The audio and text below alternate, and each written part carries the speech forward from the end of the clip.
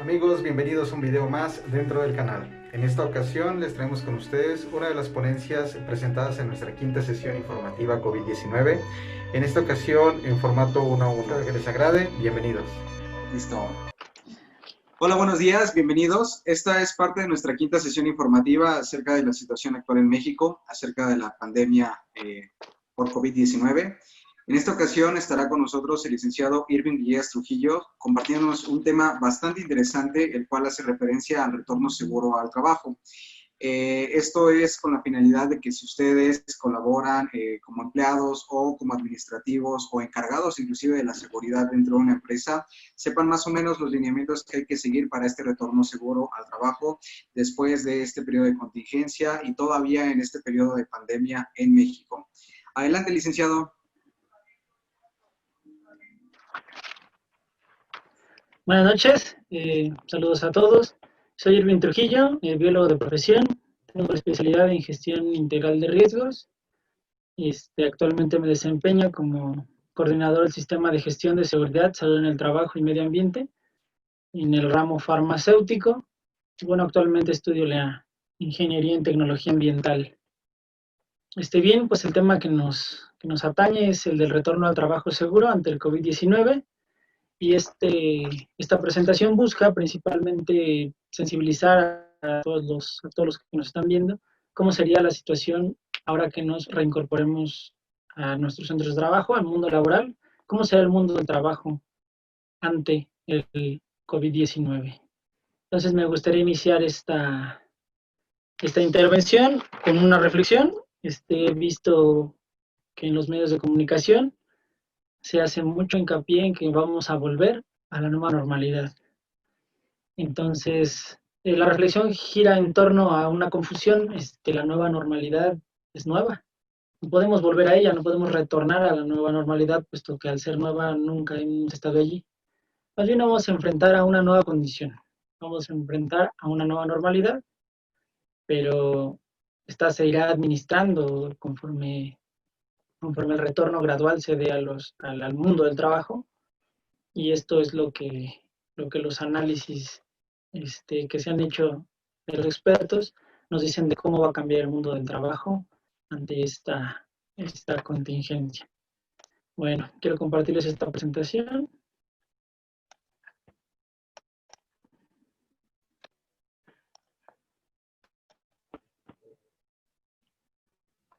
Ok, retorno seguro al trabajo ante el COVID-19. ¿Cuándo y cómo? ¿Cuándo? Bueno, esto lo determinará la autoridad sanitaria de cada entidad y estará en función del semáforo, de este semáforo que parte de su, bueno, el 50% de la calificación que se obtiene para este retorno en el semáforo, para este cambio en el semáforo, pues está en función de la disponibilidad hospitalaria. El semáforo nos va a presentar colores rojo, donde solo va a haber actividades esenciales y las denominadas no esenciales; naranja, donde se irán liberando algunas actividades; amarillo, donde casi ya el espacio público tendrá unas ocupaciones entre el 45 y el 50%, y viene el verde, ¿no?, donde ya la condición sería casi de nueva normalidad, nueva realidad, lo que le han denominado últimamente. Bueno, ¿cuándo y cómo? Bueno, ya se los dije. ¿Cómo? Mediante un plan de trabajo. Las organizaciones, las empresas como organizaciones tienen que tener un plan de trabajo, es decir, una estrategia de continuidad de negocio, una estrategia de contingencia ante la nueva enfermedad, y un retorno gradual, es decir, a partir de ese plan de trabajo se darán las directrices de cómo habrá esta reincorporación escalonada del 100% de toda la organización en un centro de trabajo. ¿De qué se compone este plan de trabajo? Bueno, este plan de trabajo es un documento. Este documento es muy cercano a un plan de continuidad de negocio en el espíritu de la norma ISO 22301, o bien de un plan de continuidad de operaciones, el cual está regulado por el Reglamento General de Protección Civil de la Ley General de Protección Civil. ¿Qué debe de tener este plan de trabajo? Bueno, este es un documento que podría considerarse un gran control administrativo, donde deben de estar estipuladas una, y muy importante, estrategia de sanitización. Es decir, una estrategia de limpieza exhaustiva, por lo menos. Debe estar acompañada también de una estrategia de capacitación, donde, por ejemplo, todo el equipo de protección personal, en su momento, este mismo plan de trabajo y la organización en su conjunto determinen, la gente deberá estar capacitada para hacer el uso adecuado de este equipo de protección personal. El equipo de protección personal en sí es parte también de la estrategia y sería la última barrera, ¿no?, que se pretende en una administración de los riesgos. El fuerte en este plan de trabajo es los controles administrativos. Los controles administrativos, ¿qué son los controles administrativos? Bueno, son aquellos controles que actúan directamente en la conducta de las personas, es decir, que cambian las formas, que cambian las maneras. Un ejemplo muy sencillo de un control administrativo es un procedimiento de trabajo. Un procedimiento de trabajo nos dice un gran nivel de detalle cuál es el actuar de la persona que va a ejecutar ese procedimiento de trabajo. Los controles administrativos son muy importantes porque dentro de los controles administrativos estará un reglamento, por ejemplo, de distanciamiento social, un procedimiento de la correcta sanitización, un procedimiento del correcto uso del equipo de protección personal, etcétera, etcétera. Y bien los controles de ingeniería, que son la apuesta obligada en términos de administración de la seguridad industrial, sobre todo si estamos pensando en una administración de la seguridad muy cercana a las normas OSHA, o bien a la ISO 45001. Los controles de ingeniería son aquellos que funcionan por sí solos, aquellos que nos ayudan a deconstruir el riesgo, a minimizar el riesgo, y que funcionan de manera casi autónoma. Por ejemplo, la ventilación forzada, la ventilación artificial. Es decir, si nosotros en un espacio de trabajo metemos este control de ingeniería, que sería la ventilación forzada, pues estaremos generando que haya una serie de cambios de volumen de aire por hora. Entonces, de esa manera minimizaremos el riesgo de que la atmósfera se vuelva, digamos, un entorno favorable para que prolifere esta enfermedad. Otro control de ingeniería pueden ser los tapetes sanitizantes. Los tapetes sanitizantes pueden ser un buen control de ingeniería. Las barreras físicas, ¿no? Estas barreras físicas que pueden ponerse entre uno y otro lugar de trabajo para evitar así una contaminación entre unos y otros. Y otro de los controles que les recomiendo yo es generar una política ante esta adversidad. Y la política debe de considerar la no discriminación, por ejemplo, de las personas que pudieran tener contagios en el centro de trabajo, que la política deberá considerar entre sus aspectos también esta idea de la transparencia, pero también, al mismo tiempo, de la preservación de los datos personales.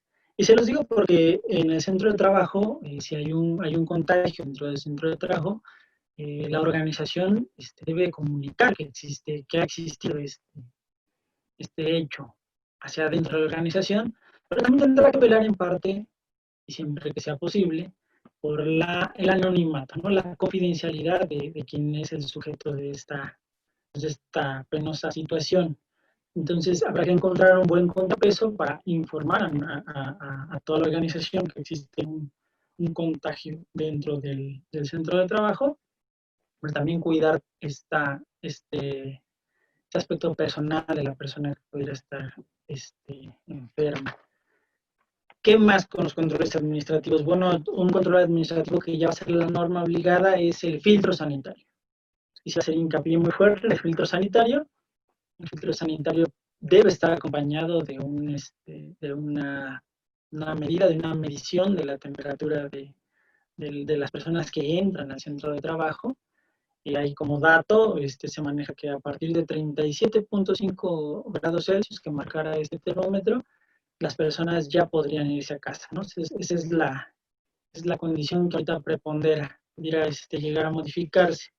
El filtro de trabajo debe de estar además acompañado de un cuestionario que podría ser preguntas muy concisas. Por ejemplo, ¿ha estado usted en contacto con una persona que tenga COVID, sospechoso de COVID?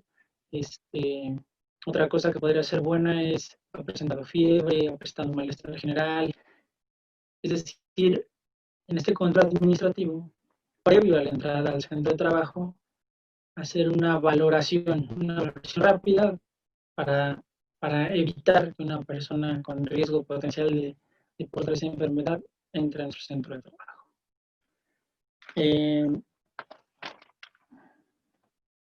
No es suficiente con tener el documento, el documento de plan de trabajo. Hay que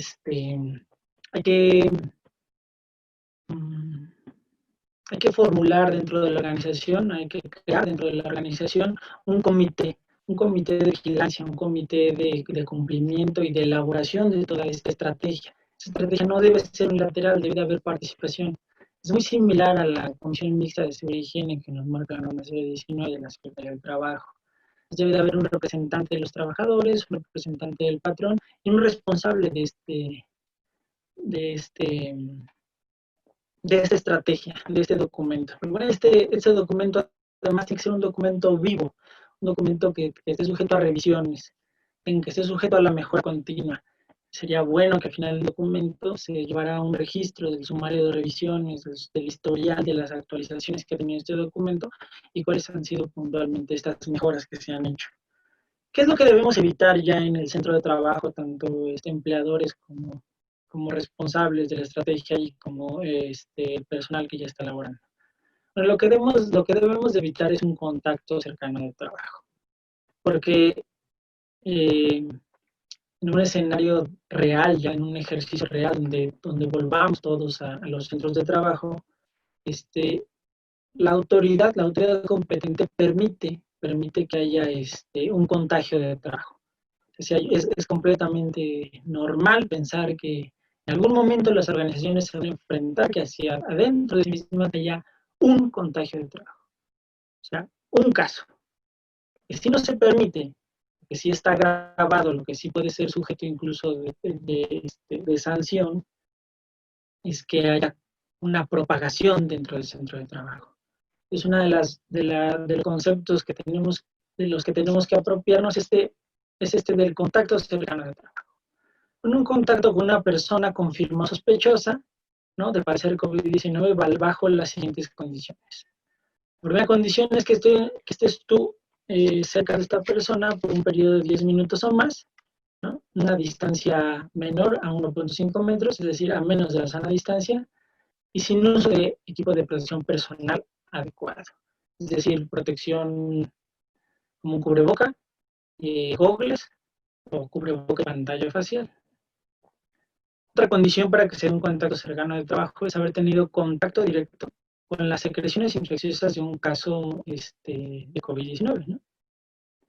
Se puede evitar de muchas maneras, desde con una estrategia muy sencilla como es el estornudo de etiqueta, o bien barreras físicas y finalmente equipo de protección personal. Pero esta sería otra condición para que tuviéramos un contacto cercano de trabajo, ¿no?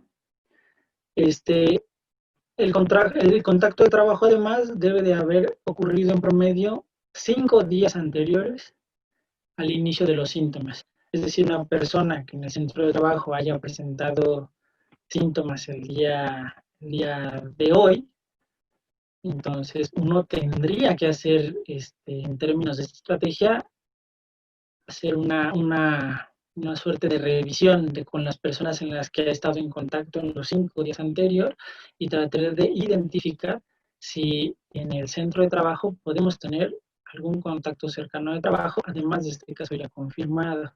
Muy importante hacer esa investigación. Es muy parecida a las investigaciones que se hacen de accidentes, incidentes y enfermedades de trabajo. Bueno, ¿qué más tengo para ustedes? Ok, sí. Esta estrategia de continuidad, este plan de retorno seguro al trabajo, es obligatorio para todas las empresas. Algunas empresas se quedaron. Algunas empresas que fueron de las actividades esenciales se quedaron con nosotros, ¿no? Fueron de las empresas que no se fueron, que siempre se mantuvieron activas. Ellas también tendrían que presentar cuál fue su estrategia, tendrían que tener por si la autoridad, ya sea la Secretaría de Trabajo, Protección Civil, o el Instituto Mexicano del Seguro Social les solicitaran esa estrategia, tendrían que tener estrategia de continuidad. Ellas no de retorno, sino de continuidad. Para los empleadores, las recomendaciones que da el IMSS, que son esas de las que les he hablado, no son una norma, no es un reglamento, no crea nuevas obligaciones legales, más bien es una estrategia que deberíamos de tener para así darle el cumplimiento adecuado a un plan de atención a emergencias y la Ley General de Protección Civil. Entonces, no es algo extra, es algo que más bien, tal vez, seguramente queda olvidado, pero esto ya está en nuestro marco legal actual. Entonces,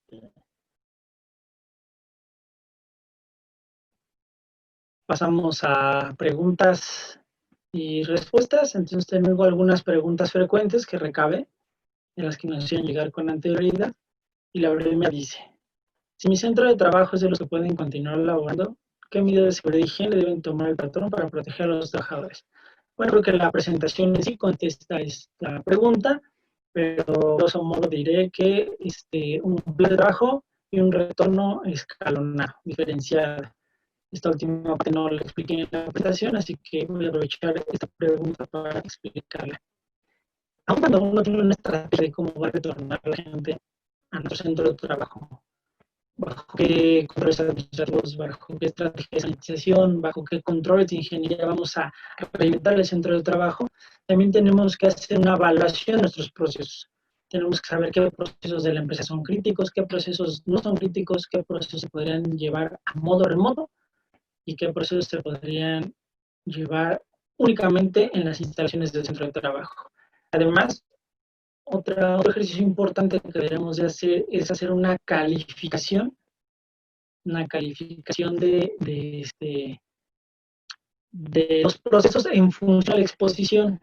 Es decir, si estos procesos están muy expuestos en términos de que son atención al cliente, o que son o que tenemos contacto con personas del ramo de la salud, con hospitales, etcétera. Por ejemplo, casi todos los centros de trabajo dentro de sus procesos operativos deben tener algo de embarques, ¿no? Fletes, mensajería. O sea, ellos podrían ser, podríamos identificar que ellos son un proceso que está más en riesgo, porque está en contacto, porque sale demasiado. También tenemos que hacer una criba si nuestros procesos, las personas que laboran en cada proceso viajan demasiado en transporte público, usan mucho el transporte público, usan 2 o 3 o hasta 4 medios de transporte público para llegar al centro de trabajo. Si las personas dentro de algún proceso tienen comorbilidades. Entonces, por eso el retorno al trabajo debe de ser escalonado. El retorno al trabajo no puede ser, no podemos regresar todos a la misma vez al lugar de trabajo. Habrá que plantear una buena estrategia para ver quiénes incluso podrían seguir trabajando de manera remota, o una jornada de trabajo escalonada, donde movamos los horarios de trabajo para que la gente no esté afuera cuando son las denominadas horas pico. La estrategia debe ser muy, es tan o cual complicada, tan o cual compleja, como uno haga la administración de los riesgos que podrían tener para tu organización esta pandemia. Si tengo síntomas de COVID-19, ¿pueden pedirme dejar de laborar? No podrían pedirnos eso sin goce de sueldo. Si nosotros tenemos síntomas de COVID-19, por supuesto que tenemos que dejar de laborar, tendríamos que resguardarnos en casa, ¿no? Tomar nuestra incapacidad por 14 días con goce de sueldo y volver al centro de trabajo si no se presentan síntomas o de acuerdo con lo que prescribe el médico. Lo que sí no se puede hacer es que te despidan, eso sería un despido injustificado. Dice, el patrón quiere adelantar mis vacaciones para que me vaya a casa en lo que pasa el periodo de contagio del coronavirus COVID-19. ¿Puede hacerlo? Sí, esto sí lo puede hacer, esto lo puede hacer de común acuerdo, de acuerdo con el artículo 81 de la Ley Federal del Trabajo. ¿Cómo opera esto? Bueno, hay empresas que tienen, digamos, de mediano a bajo capital que no pueden sostener tener a los empleados inactivos. términos de administración de capital, pues esto no puede ser viable. Lo que sí pueden hacer es negociar con los trabajadores y decirles, bueno, dado que vamos a estar improductivos, yo les cambio este periodo laboral por sus vacaciones y de esta manera puedo garantizar el pago de estos días sin actividad ordinaria. El patrón me quiere someter a exámenes médicos, o sea, si padezco COVID-19, ¿puedo hacerlo? Sí, está en nuestra obligación como trabajadores someternos a las evaluaciones médicas periódicas. Esto es un cumplimiento normativo que existe desde siempre y está en el artículo 134, en la fracción décima de la Ley Federal del Trabajo. Veamos una más. 5. Mi patrón me dice que cómo vamos a suspender labores, solo me va a pagar el salario mínimo porque así lo marca la ley. Ya, esta fue una pregunta, creo que es una pregunta que en algún momento nos hicimos todos, sobre todo al inicio de la pandemia, y es una interpretación allí más o menos del artículo 42 bis de la Ley Federal del Trabajo, donde dice que en tiempos de emergencia sanitaria el patrón pagará de 1 a 1.5 salarios mínimos por un periodo no mayor a un mes. Y después de esto, pues se podría incluso desconocer la relación laboral. Sin embargo, la emergencia sanitaria fue declarada como de causa de fuerza mayor y entonces se apela, ¿no? Se apela al artículo 429 y 430 de la Ley Federal del Trabajo, donde nos dice que el patrón deberá de mantener el salario en este tipo de situaciones de emergencias, el salario normal del trabajador. Lo que nos dice también la ley es que hasta por un mes. Y que después de este mes, tanto las partes, tanto el patrón como el trabajador tendrán que ponerse a dialogar y determinar cuál será el salario que se seguirá pagando. Entonces, aquí algunas personas que están en casa, que tienen esta situación donde han recibido el mismo salario, pues me parece que están en un terreno afortunado. Sin embargo, la ley dice solo por un mes, y después habrá que hacer un negocio con el patrón. Dice 6. Si mi patrón me separa del trabajo, ¿cuánto tiempo tengo para demandar? De acuerdo con el artículo 518 de la Ley Federal del Trabajo, tienes 2 meses. Tienes 2 meses para demandar.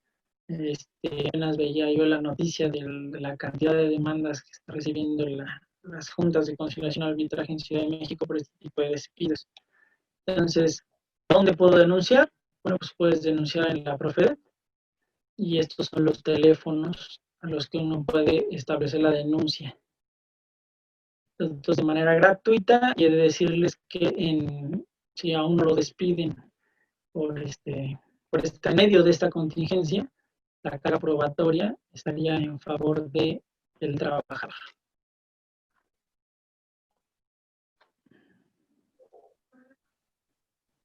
Entonces, esta sería hasta aquí mi participación. Regresamos con Jesús. Muy bien, muchas gracias, licenciado. La verdad es que su tema en este punto de la curvatura, se podría decir, de la pandemia, en este tiempo que hemos transcurrido ya desde diciembre hasta junio, julio, ya casi de la pandemia, pues ha avanzado mucho en cuestión tal vez de investigación acerca de la enfermedad, acerca del tratamiento, pero muy poco se ha tomado tal vez en cuenta, o a lo mejor por parte del gobierno federal se ha tratado de hacer este tipo de comunicados, pero no ha habido tanta difusión como en cuestión de tratamientos, en cuestión de alguna vacuna en vías de desarrollo para la enfermedad, tanto como se haya tocado el tema del retorno seguro al trabajo, como que eso en un cierto punto se está dejando al lado y la gente todavía tiene como que cierto desconocimiento de cómo es esto, cómo va a afrontar esta nueva etapa de la pandemia, porque como usted bien lo aclaró desde el principio, no podemos regresar a una nueva normalidad porque jamás hemos estado ahí, ¿no? Entonces, esto es nuevo a secas, y creo que nos toca como mexicanos adaptarnos a un sistema en el que todavía no estamos preparados, porque es una realidad, no estamos preparados para asumir responsabilidades en cuanto al cuidado de nuestra salud y de terceras personas.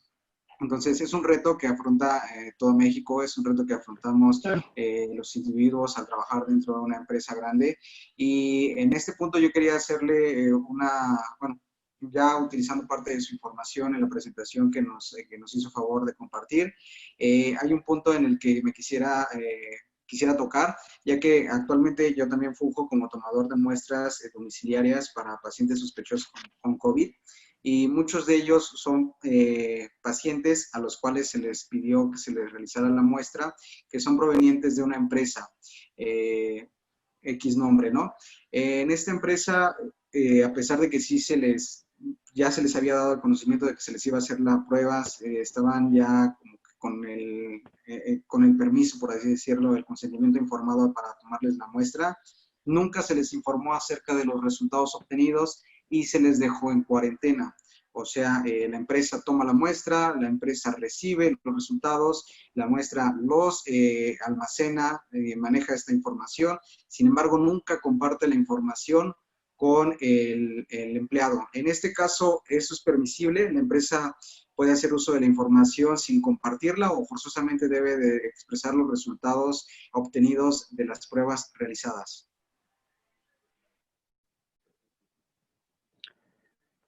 Sí, doctor, muy buena pregunta. Bueno, aquí yo apelaría a la norma 030 de la Secretaría del Trabajo y todos los exámenes médicos que se hagan deben de manejarse con cierta confidencialidad, debe ser información reservada. Esto en términos de que no se debe escapar irresponsablemente hacia afuera de la organización, pero los trabajadores tienen los derechos de conocer los resultados de las evaluaciones en materia de salud que se realizan, a los que son sometidos en la organización o en la empresa. Entonces aquí están incurriendo en un atropello. Este número que dejé de la Profedet, no solo está pensado en denunciar los despidos injustificados, también se exhorta a toda la ciudadanía que se apoyen de esta herramienta para hacer la correcta vigilancia de las estrategias de continuidad dentro de los centros de trabajo. Es decir, pueden acercar también este número para denunciar que los patrones no están ejerciendo de la mejor manera una estrategia que los tenga, digamos, protegidos o cubiertos, etc. Entonces no da lugar, esto es completamente un atropello. Y aprovecho el espacio, me llega una pregunta más, me preguntan, ¿qué debo hacer si alguno de mis trabajadores es confirmado sospechoso o contacto de trabajo? Bueno, siempre que sea posible, los trabajadores con síntomas similares a COVID deben utilizar cubreboca. Esta es la respuesta que nos da la estrategia del Instituto Mexicano de Seguro Social. Yo preferiría que toda la gente en los centros de trabajo utilizara el cubreboca. Se sugiere que quienes presentan síntomas similares a los del COVID-19 durante la jornada de trabajo deberán ser separados. Es decir, deberán de ser mandados a su domicilio y el permiso de COVID deberá durar los 14 días. Y estos 14 días, si la persona no presenta los síntomas, pues podrá regresar al centro de trabajo. O bien, que un médico evalúe la situación y que lo dé de alta. Otra pregunta, me dicen, ¿cuándo puede regresar a la empresa un trabajador que fue confirmado sospechoso de COVID-19? Bueno, el permiso COVID dura 14 días y si el paciente se encuentra asintomático, podrá regresar a trabajar al término del permiso, es decir, de los 14 días. En caso de que continúe con síntomas al término del permiso COVID-19, debe acudir a una valoración médica y esto ya lo determinará, ¿no?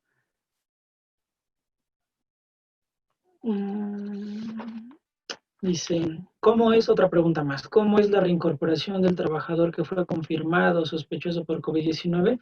Es muy importante porque en los centros de trabajo recuerden que se permite que haya una persona contagiada o algunos contagiados. Lo que no se permite es que haya una propagación dentro del centro de trabajo. Entonces, a esto nos vamos a enfrentar mucho. Entonces, ¿cómo es la reincorporación del trabajador que fue confirmado sospechoso por COVID-19? Bueno, se pueden tomar en cuenta dos situaciones, dos escenarios.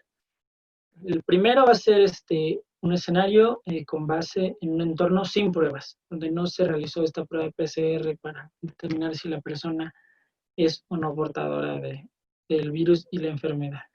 Bueno, entonces en base a un entorno sin pruebas, en un periodo mayor o igual a 72 horas después de la recuperación definido como sin fiebre, sin el uso de medicamentos y mejora de los síntomas respiratorios, o bien mayor o igual a 10 días desde que los primeros síntomas aparecieron. Tenemos el otro escenario, que sería el escenario con base en resultados de la prueba PCR, y dice que una vez que la persona dio positivo, podrá regresar al centro de trabajo si tiene una resolución de la fiebre sin el uso de medicamentos. Si hay una mejoría en los síntomas respiratorios, ejemplo tos y dificultad respiratoria, o bien resultando negativo en por lo menos 2 pruebas RT-PCR de exudados nasofaringeos, recolectadas en una diferencia de al menos 24 horas, es decir, mayor o igual a 24 horas. Y finalmente tenemos otra estrategia que sería una estrategia basada en el tiempo. Y esta estrategia es: han pasado 10 días desde la primera fecha de resultado positivo de COVID, asumiendo que no se han desarrollado síntomas respiratorios posteriores. Si se desarrollan síntomas, esta estrategia no deberá de ser usada. Son las estrategias que nos manda la guía de retorno al trabajo seguro para empleadores y representantes del patrón del Instituto Mexicano del Seguro Social, en colaboración con la Secretaría del Trabajo y Previsión Social. No sé qué opinión le merezcan estas determinaciones, doctor. Muy bien, pues ya rescatando la información que nos acaba de compartir, creo que nos ha resuelto varias otras dudas que también estaba por comentar. Sin embargo, hay algún punto que quisiera compartir con usted. Creo que esto es más de medicina del trabajo y próximamente tendremos una plática enfocada a algunos temas de manera directa con una representante de IMSS que nos va a aclarar estas dudas ya respecto a las incapacidades determinadas por el IMSS. Pero por el momento usted, no sé si tenga algo de conocimiento. De forma particular le comento este caso. Había una persona a la cual fue diagnosticada por COVID, nunca se le realizó la prueba. ¿Por qué? Básicamente el diagnóstico era más que obvio. ¿Por qué? Porque es una persona que evolucionó con todos los síntomas, tuvo cambios en su radiografía, tuvo cambios en su biometría hemática, su sintomatología era prácticamente la diagnosticable en casos de COVID positivo, aparte de que tenía un familiar cercano con prueba positiva, entonces prácticamente el diagnóstico era obviado. En este sentido, pues la señora era una paciente de 53 años, 55 años aproximadamente, y ella pues hizo todo, ¿no? Todo el protocolo, se atendió de forma privada, precisamente para evitar el colapso de alguna unidad de salud pública. Entonces, todo su seguimiento fue vía medicina privada. Se le dio pues el tratamiento adecuado, se dejó en casa, en su aislamiento preventivo, con oxigenoterapia en casa, con todos los medicamentos profilácticos y medicamentos de soporte que se debían dar en ese momento, y evolucionó de manera favorable, pero ella no tardó 15 días en recuperarse, tardó un periodo de 5 semanas en poder estabilizar su oxigenación y reducir los síntomas de fatiga que correspondían a la falta de oxigenación.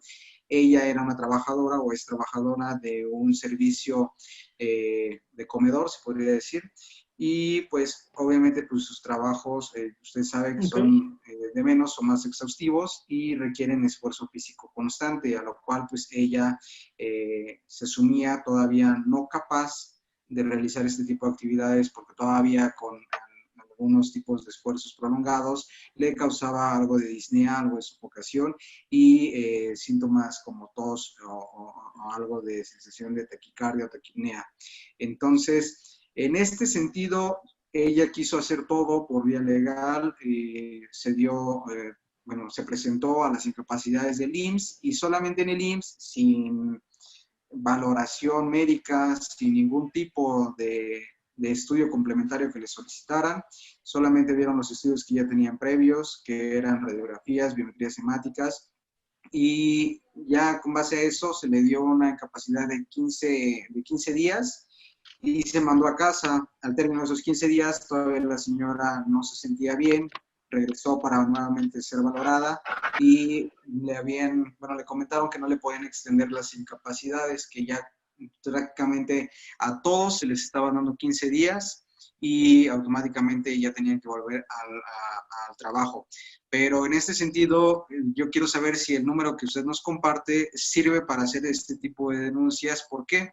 Porque, como bien se lo dijeron a esta señora, a todos se le está dando solamente un periodo de 15 días para el periodo de enfermedad y después ya no se les autoriza la incapacidad a sus casas en el periodo que todavía pueden ser potencialmente contagiosos. Entonces, se está asumiendo que la enfermedad en toda la población solamente dura 2 semanas, 15 días, y no se les está canalizando en forma particular a cada paciente. Puede ser que algunos sí, efectivamente, solamente vayan a durar de 1 semana a 2 semanas con el cuadro respiratorio, si les va bien, pero no en toda la población es así. Yo he tenido pacientes que han tenido que estar hasta 6 semanas con oxígeno terapéutico en casa hasta recuperar cifras de oxigenación normales.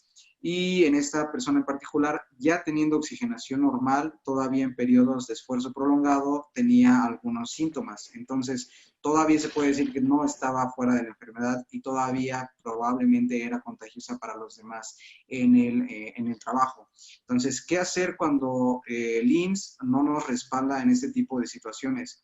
Cuando se tiene que hacer todo de forma correcta y se quiere hacer, pero no se individualiza a cada persona y se les quiere mandar al trabajo cuando todavía tienen síntomas, cuando todavía son potencialmente portadores de la enfermedad y que todavía pueden transmitirla. ¿Se puede hacer denuncia de este tipo a ese número o ahí ya tendría que irse directamente con el IMSS?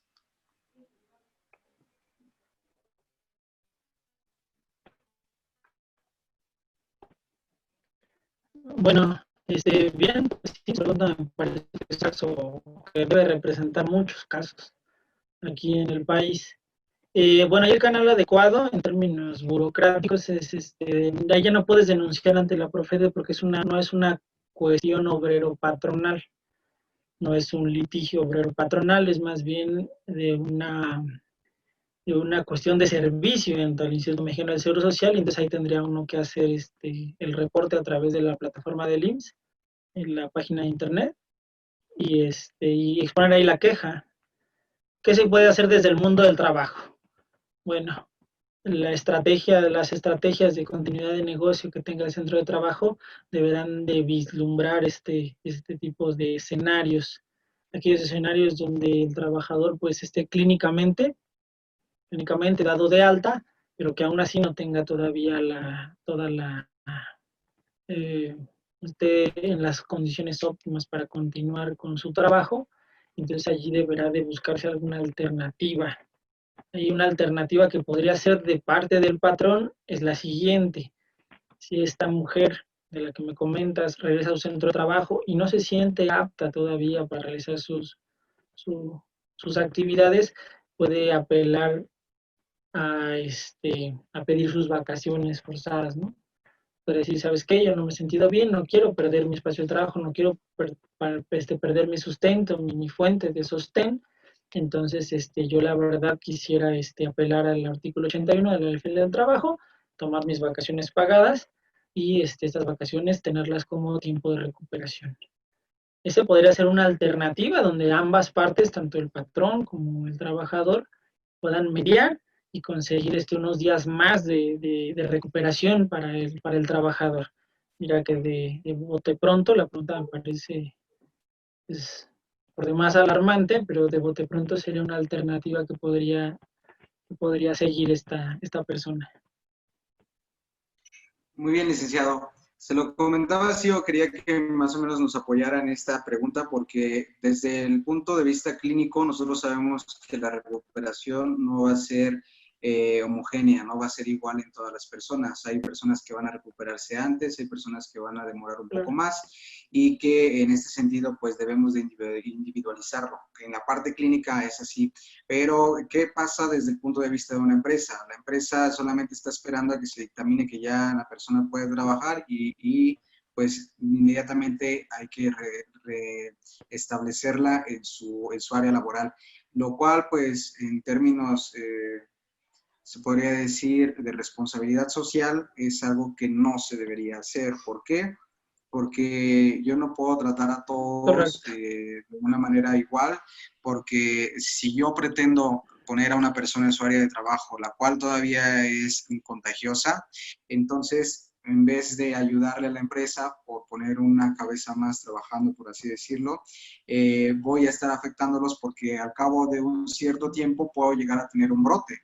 Entonces, eso ya conlleva que podamos cerrar nuevamente la empresa debido a un brote directamente en la empresa. Entonces, yo en este sentido quería apoyarme en su respuesta precisamente para hacer un llamado a todas esas empresas a las que todavía dependen mucho de la respuesta del IMSS. Yo sé que el IMSS es una autoridad sanitaria, yo sé que puede estar fungiendo como mediador en la expedición de incapacidades. Sin embargo, en este sentido, dentro de su área laboral deben de tener un área que se dedique a la parte de salud en el trabajo, el cual pueda fungir para hacer cierto arbitraje en este sentido, de que, ¿sabes qué? Voy a valorar al paciente y si yo encuentro datos de que todavía no está disponible para nuevamente restablecerse en su área laboral, ver la posibilidad de mediar una negociación entre trabajador y patrón para poder llevar a un común acuerdo y tratar de minimizar los riesgos de contagio dentro de la empresa que puedan afectar de manera no solamente en cuestiones de salud, sino en economía a la misma empresa. Esto es con fin de ayudar a ambos, al paciente a recuperarse y a la empresa a no tener un brote dentro de sus instalaciones. Entonces, creo que es un muy buen tema el que acabamos de ver. Tiene muy buenas bases y muy buen conocimiento que compartir, no solamente para los trabajadores, sino para las empresas. Me dio mucho gusto haber contado con su participación, licenciado. Muchas gracias por este tiempo que nos ha permitido, la presentación que nos presentó. Muchas gracias por compartirla. Y pues no sé si quiera tener, o más bien dar un mensaje final para toda la audiencia.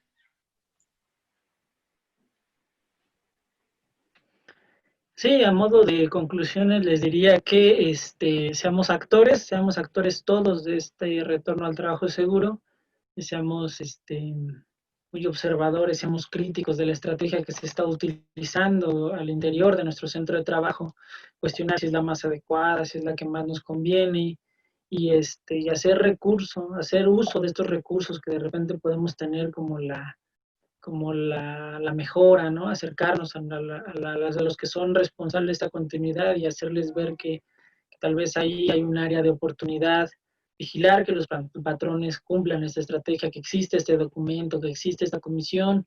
La verdad es que el trabajador es el que mejor acompañamiento puede hacer y ayudarle a la autoridad competente con su denuncia oportuna a que pues, los patrones no abusen de esta condición de patrón y hacer uso, yo les invito a hacer uso de los recursos que tengan, recursos legales para tal vez extender una incapacidad, para valerse de esta misma estrategia, para poder dialogar con el patrón y poder tal vez extender una incapacidad, aun cuando la autoridad competente la determine en tan solo 14 días. No todas las empresas, insisto, no todas las empresas son de grandes capitales donde puedan sostener el ausentismo de los trabajadores. Empresas de pequeño capital realmente no pueden sostener esta idea de que no haya una actividad subordinada por la cual se recibe un salario. De las empresas, la organización no puede asumir ese costo de falla, pero existen esas alternativas como el de tomar vacaciones, el de no sé, pedir un tiempo fuera y después recuperarlo con más tiempo, cuando la salud mejore. Hay alternativas, ojalá que siempre este diálogo entre el obrero y el patrón sea fortuito. Pero la verdad es que la realidad en la ciudad, en México, es muy contrastante. Podría no ser la mejor. Pero bueno, Por mi parte es todo. Fue un gran gusto compartir espacio con ustedes y mantengan su sana distancia. Muchas gracias, licenciado. Pues básicamente es todo en esta sesión. Nuevamente agradezco su participación y pues a todo el público que nos ha hecho el favor de estar presente en todas estas sesiones, por estar siempre al pie del cañón, por así decirlo, y acompañarnos para informarse.